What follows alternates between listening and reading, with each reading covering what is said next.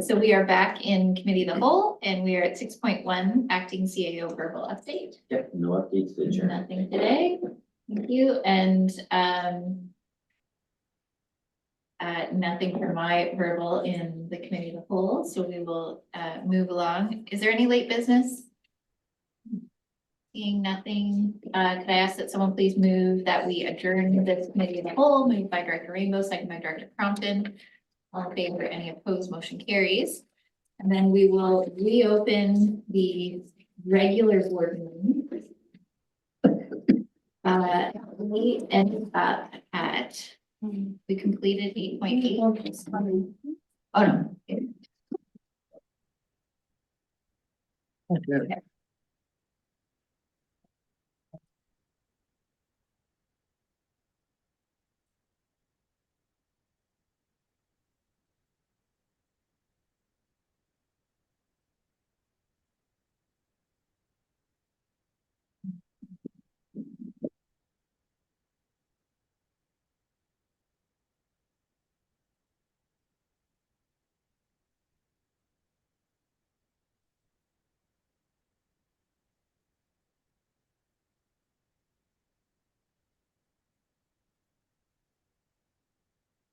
We're just waiting for 2 staff members to come in for 8.8. 8 point which? 8.8. Yeah. Report on potential preliminary exploration of municipal restructure.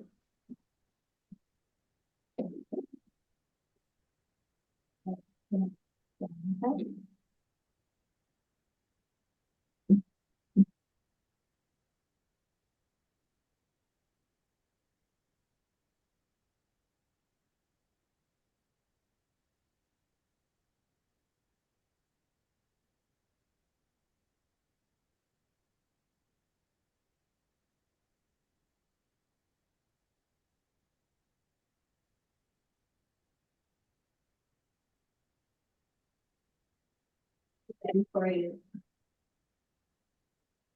We're ready for you. Oh, my God. Oh, I see. Okay. Reporting roll. Awesome.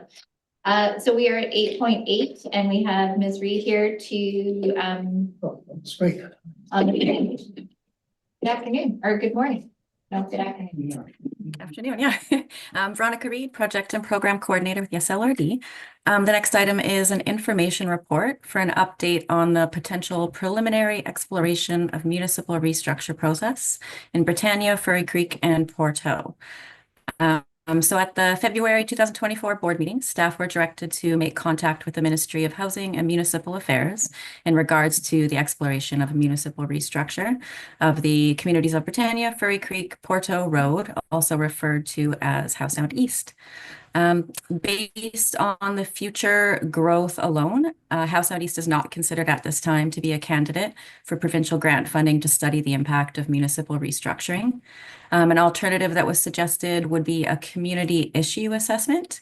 This would identify core community concerns that may be causing a community interest in incorporation. So if the board wishes to learn more about pursuing a community issue assessment, staff could work with Electoral Area D Director in regards to determining the nature of the community concerns, and if applicable, reaching out to the ministry for accessibility for eligibility on funding for this purpose. Thank you. Ms. Reed on the screen anymore. Oh, weird. Oh, I'm sorry. Apologies. Oh, that's all right. There we Thank go. you. Hi, Ms. Reed. Okay. Hi. Just a brief technical. Any questions on the report? No questions, but Okay. Go ahead. Well, I appreciate the ministry response. I guess what I'm not fully clear on, is there a problem, a specific problem we're trying to address? And maybe there's an opportunity to address it in a different way. I guess I'm sort of, this avenue seems to be closed. So what is the thing that we're actually trying to resolve? We're trying to resolve. I understand more broadly the formation of municipality, but to what end? Like, what are we trying to do? So because it was your director's report, Yeah. I'll let you address it. okay, thank you. First of all, I want to thank staff for this report. It's perfect in terms of my the needs that I have at the moment. Where this came from was some agitation from residents in both Furry Creek and Britannia Beach. We've had some significant rezoning measures brought to Area D in the last couple of years, and some dissatisfaction with the SLRD, and questions like, why don't we incorporate? And quite frankly, I didn't feel that I was in a position to really answer that question. Personally, I think eventually that area will be incorporated one way or the other. It will grow to the point, and we can argue about how it might happen or what might happen exactly. But at the moment, I don't think it's ready. But I wasn't sure how to address it. I thought I saw on a ministry website that you could get a bit of money to hire someone to do an assessment. I thought that might be a good idea to do the assessment, and that which I felt would say, no, you're not ready yet, but that would satisfy the concerns in the community. I actually don't think we need to do that. Now, given this, the information I've got here, the way that it's set out, I think I can share that, which will kind of, may not satisfy people. They'd still like the idea of being independent, but it will help them understand that we're not ready to take the next step yet. Now, if I get a lot of pushback from the community saying they want to go further, they want to do some kind of an assessment, then I'll bring that back to the board and we'll decide what to do. But at the moment, I would just like to say thank you very much, and I just want to take it from there and not use any more staff or board time. The only point of clarity that I think I want to say, without getting too far into the discussion, is I think it's the legislative structure, and this is something that I've heard in the province, is that regional districts aren't well understood, and the structure of regional districts is not well understood, and the comparison of services provided in a regional district versus in a municipality are not well understood, not only in this community, but broadly. Most places don't understand what the regional district does or how that service is provided and what the value of one versus the other. I think that is the concern, less about, is that fair to say? Yeah, and if I could just add something to what I just said, that I've made a commitment to both communities that we will I'll have a meeting that will specifically address taxation once they get their little communication thing with that, which comes when I don't know, the end of June. But I've committed to them that we will have it, because part of the concern is, what are we getting for our money? That's those sort of questions. And I think that, as I say, with this as a foundation, with doing that sort of specific tax information session, I've already spoken with Heather about this. It's the possibility of having somebody from finance join me at that. Then I'll either need somebody there or I'll need some pretty good briefing. Well, I think what our intention is, what we've heard broadly is around how complicated the budgeting process is, and a communication piece that can be shared under different channels. So on social media and in our communication, where we can explain why it's complicated, because it is. Oh yeah, why am I paying taxes in Britannia Beach just to pay for the toilets in Furry Creek? Yeah. No, you're not. No, exactly. So I think we're going to communicate that in a new way through our communications channels, which can then be consumed by all these different concerns. Yeah. So. No, I'm satisfied with the way it's going forward. Thank you. What's being done. Okay, so with that, I will ask for a motion that we receive the information. With that. Moved by Director Rainbow, second by Director Herford. Just a quick comment on this. Yeah, I found it really, yes, good, it was a good report and it is very helpful. I do think that, you know, the first phase of a restructure process, to quote from the report, the preliminary exploration phase consists of a process to respond to specific issues or problems raised by the community. And I just see some things where we see that there's a rate of growth, like that there's a challenge on the horizon, and I would want to make sure that, and I have every, I have faith in this, in the group of people at this table, that we do our best to be proactive there and not let it get to like further. I get that this isn't the time, but I do think that we need to keep our eye on this, and as things go, don't get to a point where like, oh wow, look at all these specific issues we need to address through this process versus we're seeing these things coming. So I'm really happy we took this proactive step, and I hope we can continue to be proactive and keep our eyes on this issue so that we're ensuring the residents of the studied area, I guess, are receiving appropriate services and representation and all the things that would happen through a municipality. But I'm happy to support receiving this report. It's helpful. Thank you. Okay. I think that's it. So I'll call the question. All in favor? Is there anyone opposed? Motion carries. So thanks again, Veronica. Thank you. Thank you, Kristen. Thank you. Okay, moving along to verbal report. So Chair's verbal report 9.1. And this is a brief update because I feel like there's new information that's evolving at the provincial level on transit funding and carbon tax, and there are many pieces to the discussion around Sea to Sky Regional Transit. I think the purpose of this update is to share that the Sea to Sky Regional Transit Committee, we would love it to be a commission. The committee met on March 10th, and we had our Green MLA, Jeremy Valeriot, attend the meeting to hear from the committee on the work that we've been doing. I've met with him as like at least twice to bring him up to speed on the work that we have done in the past. And he shared with us the details of his agreement with the government on how he can support the Sea to Sky Regional Transit Committee.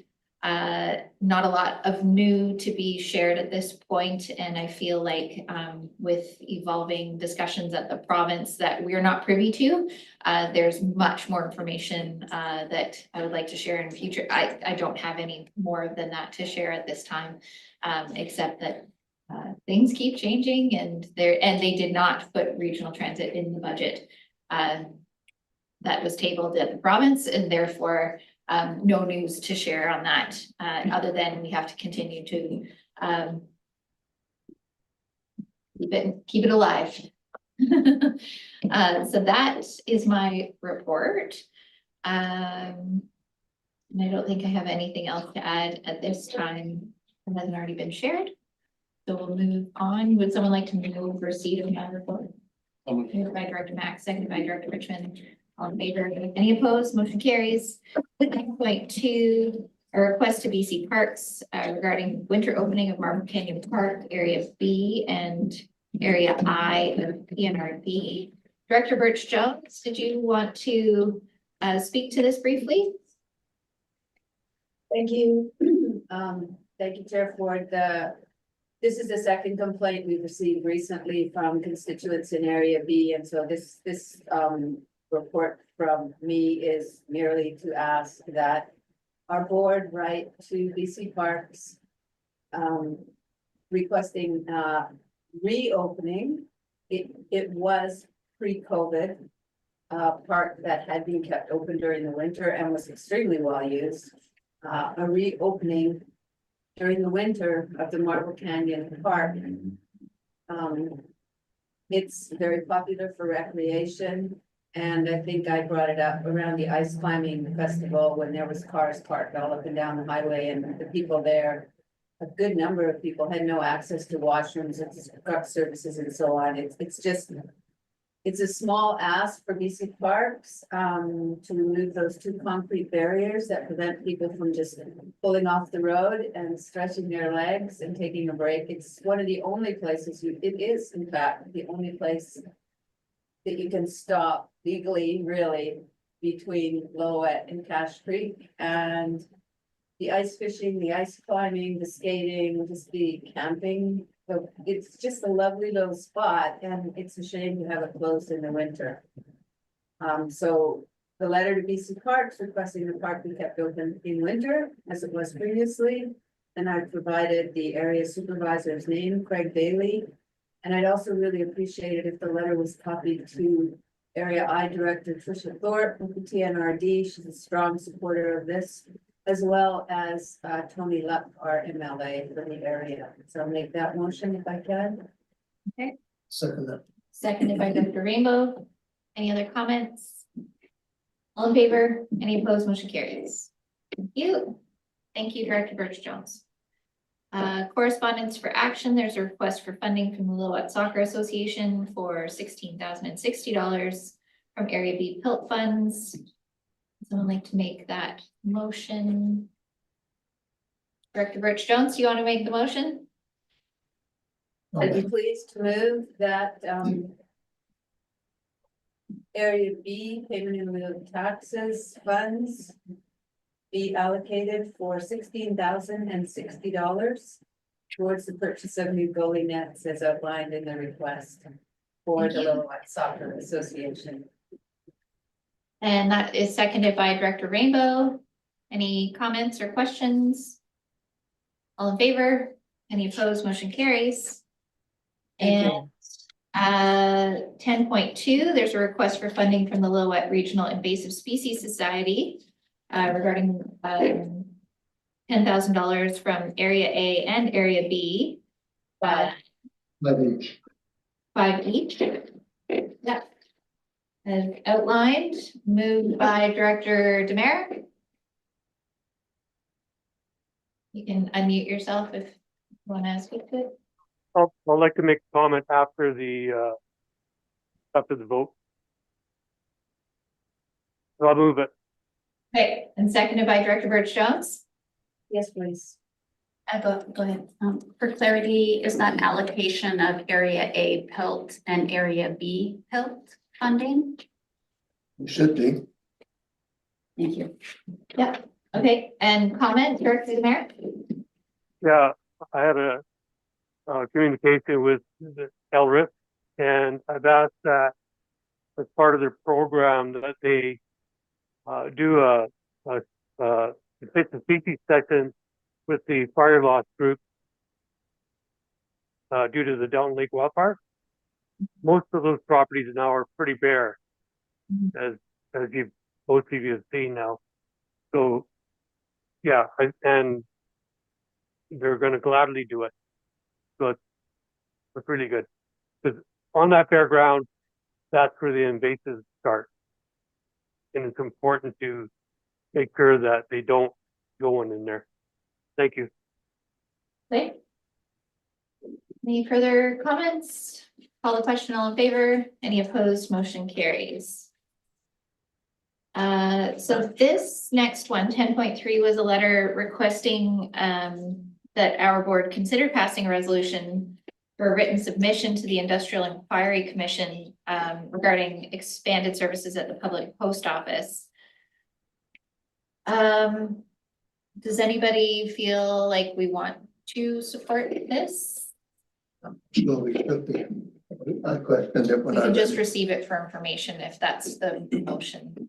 I made that motion. Yeah, I'll move for second. Great, moved by Director Rainbow. So this is a motion to receive this letter rather than making the resolution. Seconded by Director Pettingill, speaking to it. Yeah, and I think that's a better path here. I think in Squamish, there may need to be a discussion. For us, I think we struggle with is because people are required to go to the post office for mail, there's actually a parking challenges, and it's a challenge for people to not have a super box and so on. And so I think what exactly our feedback would be and where it's appropriate and probably requires a fair bit more discussion and time than dealing with right here. Thank you. Okay, with that, I'll call the question. All in favor, any opposed, motion carries. And we do have two items that Director Rainbow pulled yesterday, 10.4. 10.4 was from the consent agenda, item 421. Right. Okay, that's what we're doing now. That's what we're doing now. Okay, that's a letter, about rail. What the part of it says, many municipalities and regional districts along the line may wish to work together to determine the potential benefits and challenges of providing passenger rail service. And then goes on to say what potential operators that local governments could work with. And when I read that, I thought, it reminded me of initiatives that Lillooet were taking years ago to try and get that rail system, rail service re-established. And my other thing is we have a committee called a transit committee, which is basically tasked right now with Sea to Sky Transit. But we are a regional district, and Lillooet and that area is part of our district, won't be included in the Sea to Sky Rail Transit. But I would like to see us add this request or this concern about rail transportation from that area. And if it came through to Sea to Sky, it would also benefit people in the Sea to Sky. I'd like to see this added as a task that the transit committee could take on and consider. So motion to refer the letter to the transit committee. Yes, so if that's the pretty appropriate way to do it. Okay. Any further discussion? I think it's a valuable discussion and I don't think that we've ignored it. But certainly this Okay. formalizes it. Okay. Okay. Anyone else? Seeing none, I will call a question. All in favor? Oh, sorry, Director Birch Jones, go ahead. See here, it's a bit off and on, but yeah, heartily support that. Thank you very much, Director Rainbow. Okay. All in favor? Any opposed? Motion carries. And 10.5 was 2.5. Yeah, was item 425 from the consent agenda, which is the correspondence received from Columbia-Shuswap Regional District regarding short-term rental challenges and concerns. Director Rainbow. Yeah. When I prior to reading this, I've had some correspondence with people, residents in Britannia Beach, who are operating short-term rentals. Now, our bylaws don't allow that, but we work on a complaints basis, and we're not getting any complaints, so they continue to operate.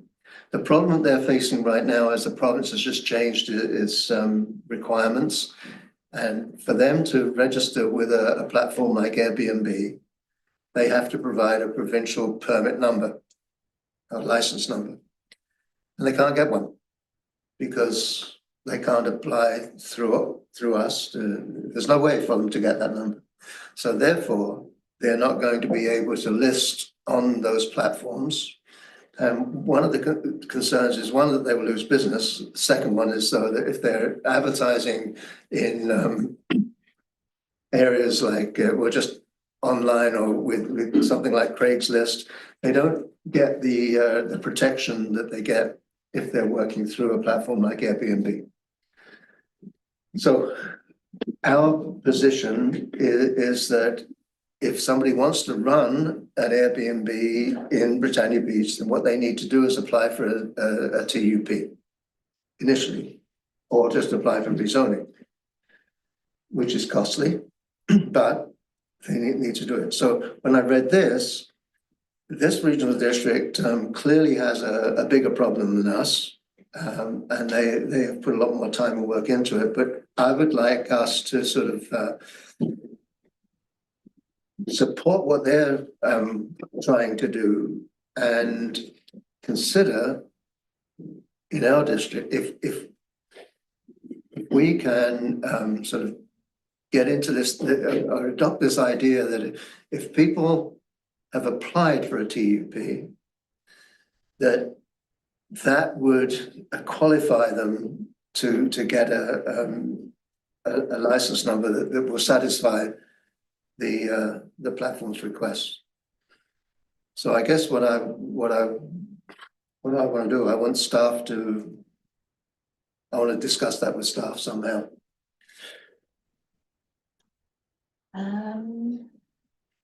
Okay. I feel like the best path forward, if it's supported by the board, is to request that staff come back with a report on what we're currently doing and what we could be doing.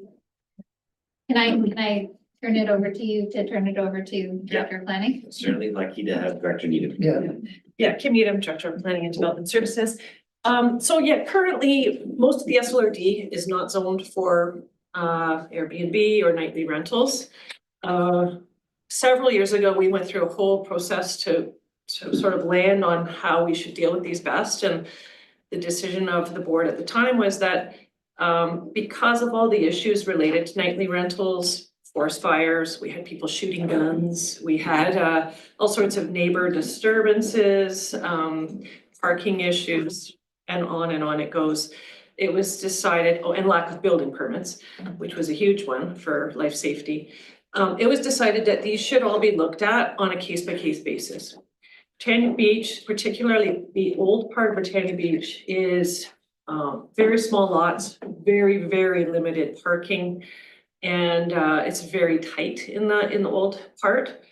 And so basically the way it works is that if one wants to operate an Airbnb type of nightly rental, I'm talking about a turnkey where you turn the keys to your place over and somebody else takes over your home.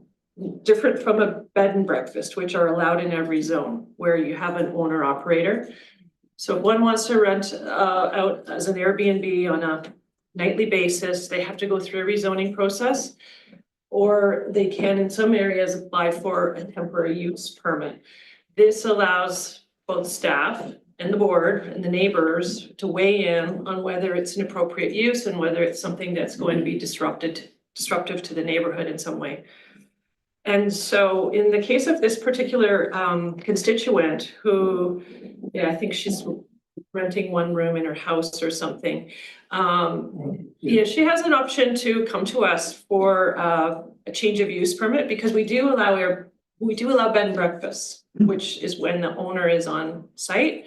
People do have to apply for a change of use permit, wherein they come to us and we look for life safety issues. The inspector goes out there, makes sure that they've got building permits and that there's nothing that's going to cause a risk to the public. So that would be her path to compliance. It's there's a few loops to go through, or a few loopholes to jump through, but it's not uncommon. We've got probably, I don't know what the number is anymore, probably 10 legal operations who have applied for a change of use permit within the region. Yeah. It's following on, I do have another question. Yeah, the problem is, and I'm quite happy to be telling people this is what you need to be doing. And if they say they don't want to, then that becomes their problem. But the problem is at the moment, the deadline that the ministry has imposed is May the 1st.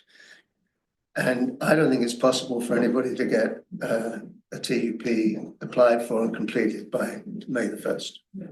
It's not. So would we be prepared to support the idea that, I get the initials wrong here, but CSRD is proposing that to ask the ministry to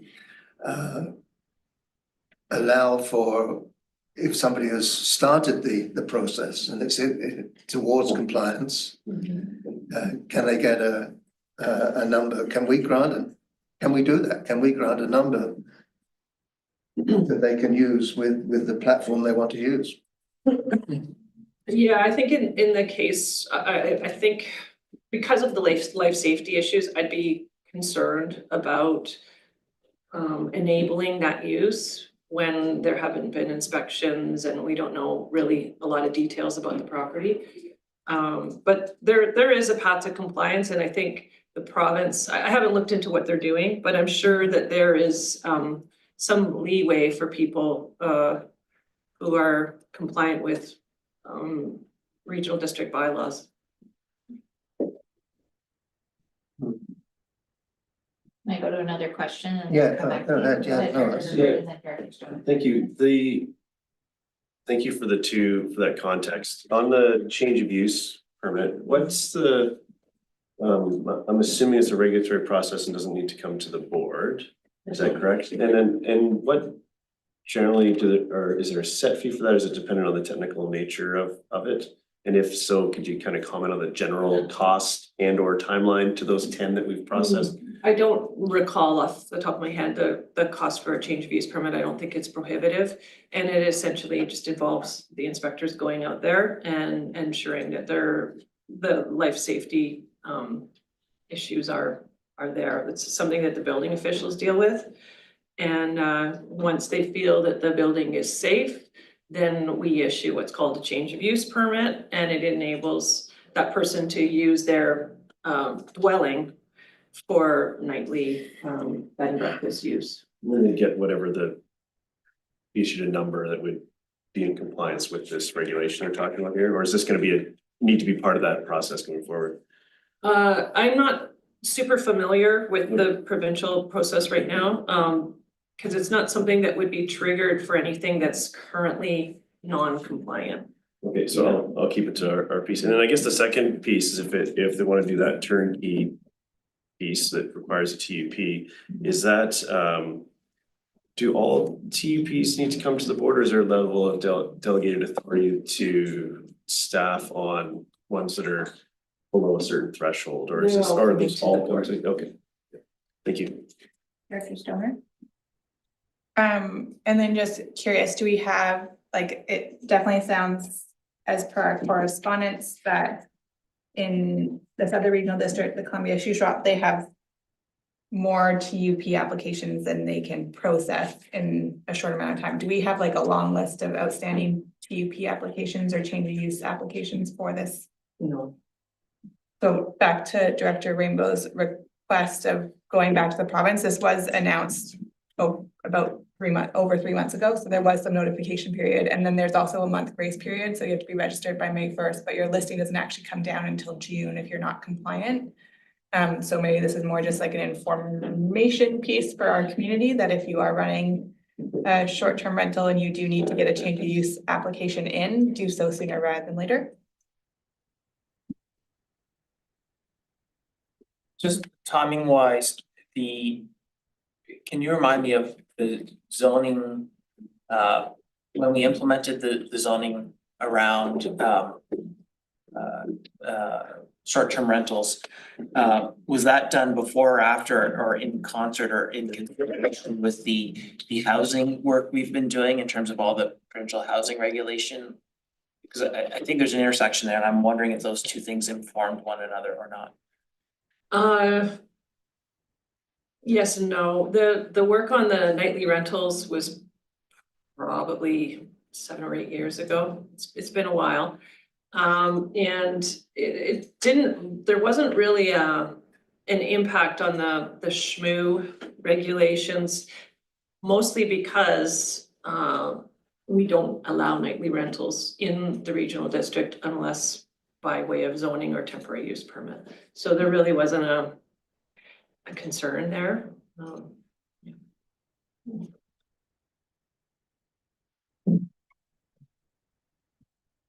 So I think where we end up now is there's more information available to the community through this meeting. And I think this is still a one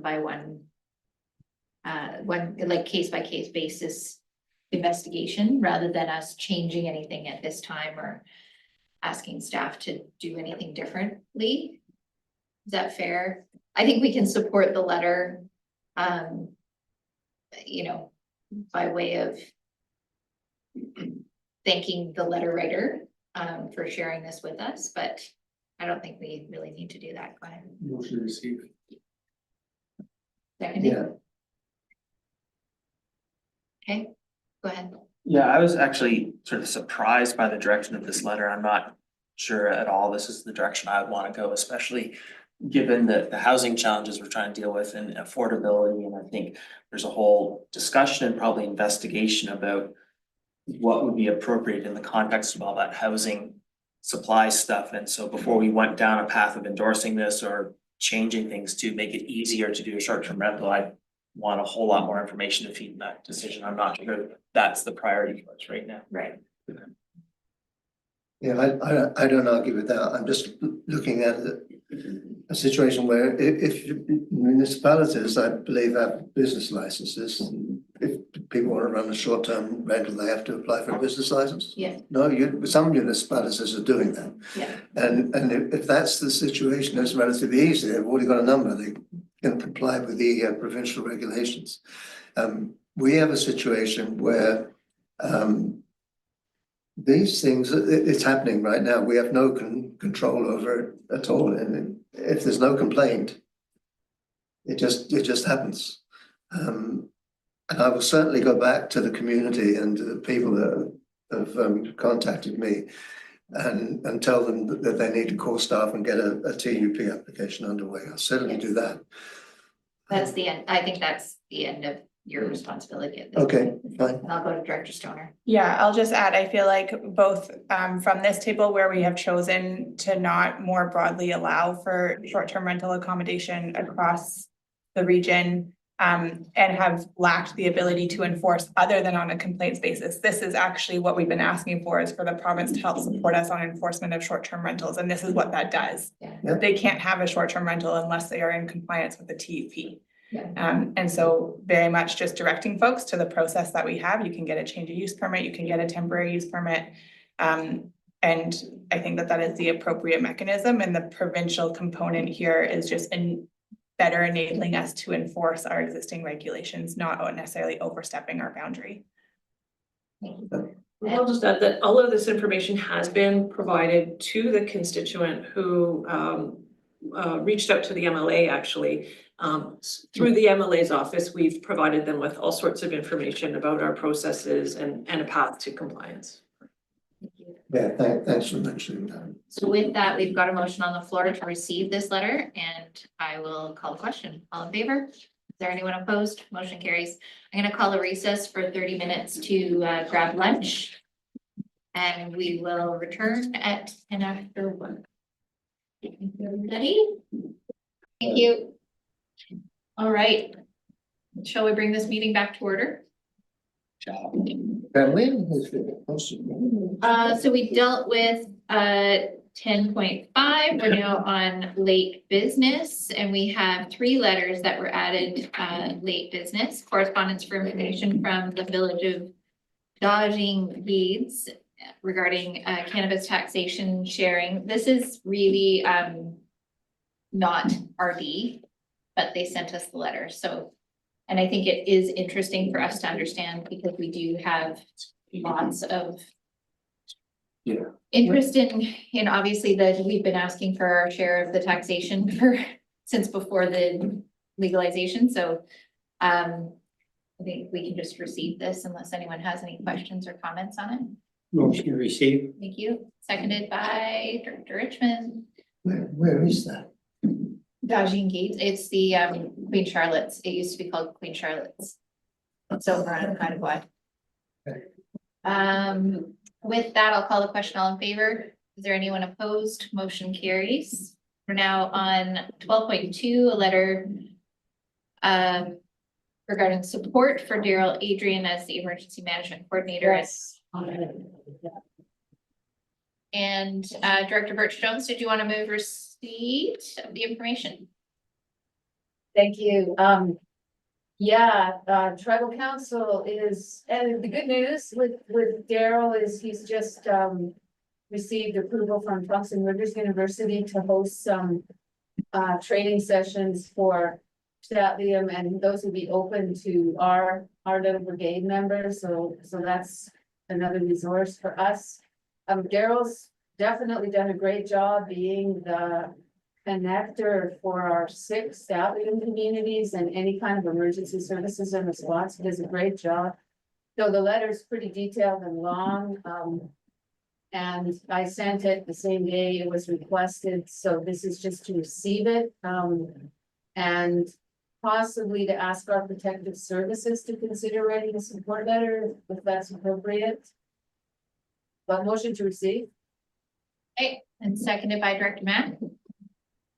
Comments, all in favor? Any opposed? Motion carries. Thank you. And the third letter is from Director Rainbow. You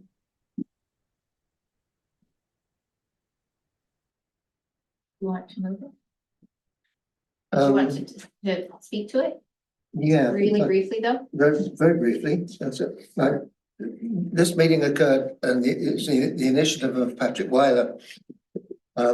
He arranged for the Federal Minister of Agriculture to come to Squamish, have a look at the school farm, which is quite a remarkable place. If you haven't been there, I encourage you to go and have a look at it if you're going through Squamish, especially in the summer. Choose a Wednesday when you can go to the farm stand and buy some vegetables. But I wrote this little report just to bring it to the attention of the board, I guess. We had Crystal Tambrink report to us about Squamish Can and apply for some money and things like that. And it was almost like a third party coming in and asking us for support. But she's not really a third party. You know, we have an AAC in Area C and in Area B. And when I raised that question, should we have one in Area D? The answer is no, we probably shouldn't, or we don't need one, because one is we've got this arrangement with Squamish and the SLRD we generated an agricultural plan. We had staff involved in that. There's a committee that similar to an AAC that sort of manages that plan, and we've been content, and I'm certainly content, to allow Crystal and Squamish Can to kind of run it and manage it. So in that sense, she's not really a third party, you know, she's really doing something for us. And then when I started thinking about that, I had a little bit of an issue, not an issue, but misunderstanding with staff about this particular event, in that it didn't go through channels, like it didn't. There was no request to the board or to staff to have some representation there. The way it happened was that, as I said, Patrick asked Crystal to get some people together. Crystal called me because I've been involved with that sort of farm thing for years, and so I went. And thinking about it and how it is, I can't remember ever at this table having a discussion about our involvement with the District of Squamish as in a joint venture, and yet we've done it. You know, it started off. I can remember how it started with the mayor at the time, Patty Heinzman, saying to me, "Hey, would you be interested in an agricultural assessment of the area?" And then that got to, well, can you put some money into it, which we did. But that went through the AD select funds. And what I'm concerned about is that, you know, I'm very happy with the way it's going. I think Crystal's doing some fantastic work there. What I'm concerned about is that I won't be here after shortly. No guarantee that Crystal will be. People change, and it's running right now, sort of on basically sort of a handshake deal. So I wanted to bring that to the attention of the board, have you think about it. I've got two actions so two things. One, that in the AAC in Area B and in Area C, we have the area director is attached to that committee. So I would like the board to appoint the director of Area D as a liaison between the board and the joint agricultural plan. So that's I'm not appointed to that in any way right now. I'm just connected with it through my relationship with Crystal, and that's sort of a historical connection. So I'd like to, and that's me. I won't be here soon, there'll be a replacement. I think that person, that Area D director, should be appointed in the same way as the Area B and C directors are appointed to their committees. And then the other thing that I wanted was that staff should be directed to engage with district of Squamish staff, to develop some kind of a memorandum of understanding, just to formalize what it is we're actually doing. So that's where I'm at. I'm gonna turn it over to acting CAO for any clarity that you want to share, and then I'll go to questions. Perfect, thanks. To the chair, first, very much appreciate this initiative, and it looks fantastic. I know that our development planning department has been doing a lot of work in this area and updating bylaws. I know our director, Kim Needham, has a senior planner, but maybe, I don't know, I'll ask Kim if you have any comments or. Kim Needham, Director of Planning and Development Services. Yeah, so we do have staff that have been involved over the years with that group. It's somewhat active, not super active. When we redid the Area D OCP, or at least did amendments on it a few years ago, we added a lot of policies around agriculture. I think there are 5 pages just around the agriculture designation. And yeah, I mean, a farm plan may be beneficial, but I think our current policies are very, very strong in Area D. So the added benefit of having another layer of policy, I'm not sure if it would be super beneficial. I think tying in with what the District of Squamish is doing could be very helpful. That said, our work plan is fairly full for the next 1.5 to 2 years. So bear that in mind, please. I have a list. Yeah. Can I go to Yeah, sure. other people first? Director Pettengill, go ahead. Yeah, so I'm just looking at the structure. So the agriculture plan exists under the Squamish Food Policy Council. I know that Squamish Council, we've tasked one of our counselors with being on that policy council, and I wonder if that's if there's an invitation or proactively sort of offer you as a member of the Squamish Food Policy Council, which oversees the agricultural plan, among other things. And then that might also be the vehicle to discuss an MOU on different things and so on. So I'm wondering if that's the. No, I just think we need to formalize it in some way. I don't mind how that happens. I've got it on the list. I have Director Stoner. Did you know? Okay, Director Crompton was next. I was just gonna make a motion to receive and refer it to staff. I feel like there's some capacity conversations that should happen at staff level before we're making a decision at this table. I think Director Pettengill's thought makes sense to me, but I just think it's important that staff have time to sort of provide their professional view of it, having received it and considered it. Thank you. Okay. Are you making that motion? Can I get through questions first? Sure. Okay, Director Mack is next on my list. No, I'd like to make a motion that Director Rainbow be appointed as our representative to that group, as I am and Vivian are in our agricultural areas. They're different. Pardon me? They're different. Like this is a different. Yeah, I understand that, but he should be the representative, the regional representative in his area. Did he not? I am still up questions. I'm not considering motions right now. I've already said no to one director. Next is Director Herford. Go ahead. Actually, I think that yeah, I think I'd be supportive of moving receipt at this point, but having this back maybe next month to figure out what if we're asking this group that is not our group for a seat. Is that what we're doing? Because District of Squamish does have a seat, which Councillor Stoner has occupied in the past, I believe, and is currently occupied by Councillor Greenlaw, if I remember correctly, which is why both of them were invited at that included here. So, but I actually don't know the terms of reference of that group or what that looks like and so on. So I think I agree with Director Crompton that like some space, but that doesn't mean that we're not advancing this. I'm just not quite sure the mechanism to push on to advance this work. Yeah, refer to staff and bring it back. Director Stoner. As we refresh our memories, we actually do have an implementation plan that has been signed by the District of Squamish, the SLRD, and the Food Policy Council for the implementation of the Squamish Valley Ag Plan back in 2020, which has laid out specific actions as well as who will be responsible for doing them. So I actually do think we have a formalized MOU. Whether that needs revisiting might be another question.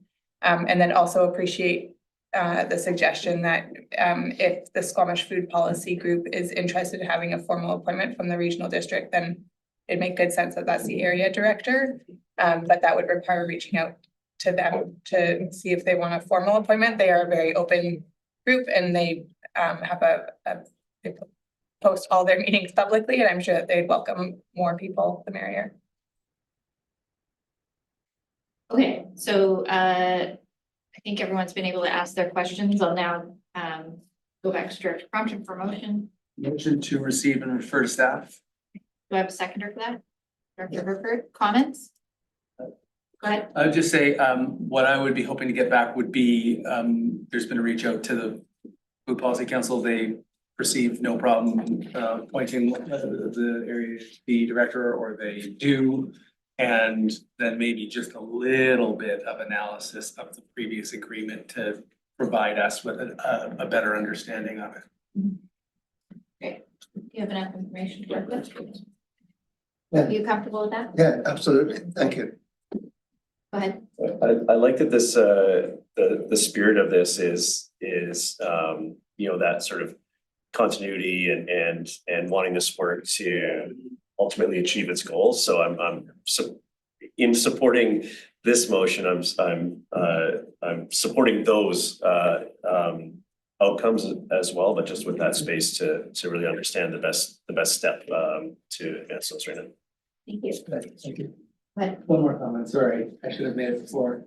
I have an internal difficulty with director's reports in that I don't feel like I have all the information I need. So I think typically what I will end up doing is receiving and referring to staff for more information and seeing if the rest of the table agrees with me on that, because a lot of times I feel like we see the report in front of us and I don't know how fair it is to Director Needham to ask her to give analysis without having actually received direction from the board to do more thorough analysis. So then we're lucky to have her, she has some depth of knowledge, but she hasn't had the time that I'd want her to have to actually consume it, and return back to us. I would agree with that, and I think you may remember at last month's meeting, we had a report from the governance committee who was reviewing our procedures bylaw, and this particular section of our meeting as to whether directors' reports are serving the purpose that we hope them to do. Yeah. So I think that that's best suited in reviewing our procedures bylaw. Thank you. Any other comments? All the question, all in favor? Any opposed? Motion carries. Are there any notice of motion? Okay. We are. No, okay, and therefore we can. Have someone make the motion that we go and close, moved by Director Crompton, second by Director